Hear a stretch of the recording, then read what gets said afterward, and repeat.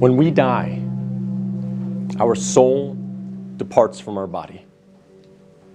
And the soul goes on a journey that has many stages to it. And for the beginning of this khutbah, I want to focus on one stage of the journey of this soul. And that is when the soul descends into the grave to be reunited with our bodies.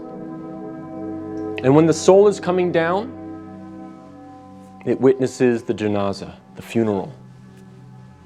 And your body is laying there on the ground, wrapped up, getting ready to be buried. And you're descending and you're seeing this, and you're hearing it, you're experiencing it. And when the people then take your body and place it in the grave, your soul descends in there, into the grave, to be reunited with your body. And then your loved ones, your friends who were there at your janazah, they will start shoveling dirt, start picking up dirt with their hands and placing it in the grave, throwing it on top of you, and you will feel it fall on top of you. And they will do this until you are completely covered up. And you will be there in the grave, covered up, and you will have consciousness. You will be alive. Not physically, obviously, but your soul will experience this. And then after your family makes some du'as, and they say some nice, kind words about you, they'll walk away, they'll leave. And you will hear their footsteps, as the Prophet, peace and blessings be upon him, said, that you will hear their footsteps as they walk away. And you will be there alone, in the grave, by yourself. Darkness, silence. What happens at that point? Two angels come to you, Munkar and Nakir. And they ask you three questions. Perhaps the most important questions you will ever be asked, and the three most important questions you will ever answer. And those questions are, what is your deen? Translated as, what is your way of life or your religion? Who is your prophet? And who is your Lord? Not necessarily in that order, but those are the three questions. And if you answer these questions correctly, all three of them, your stay in the grave will be one of peace. You'll have peace. You'll have pleasure.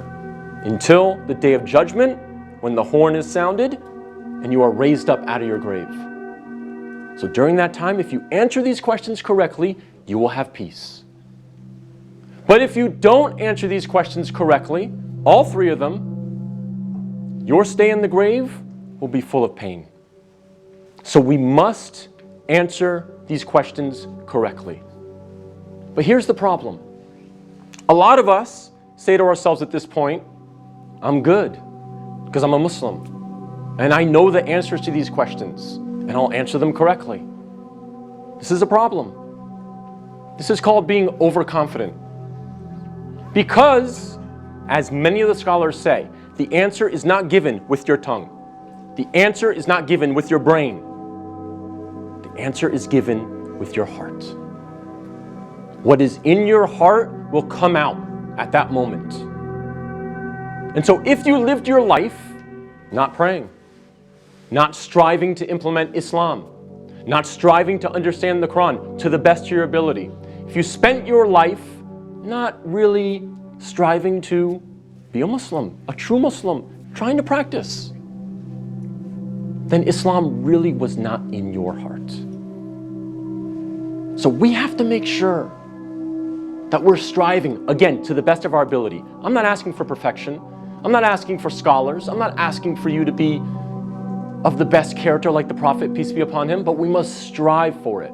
So that on that day, when these angels come to us and they ask us these questions, what is in our heart will naturally come forward. The answers, the correct answers will come forth.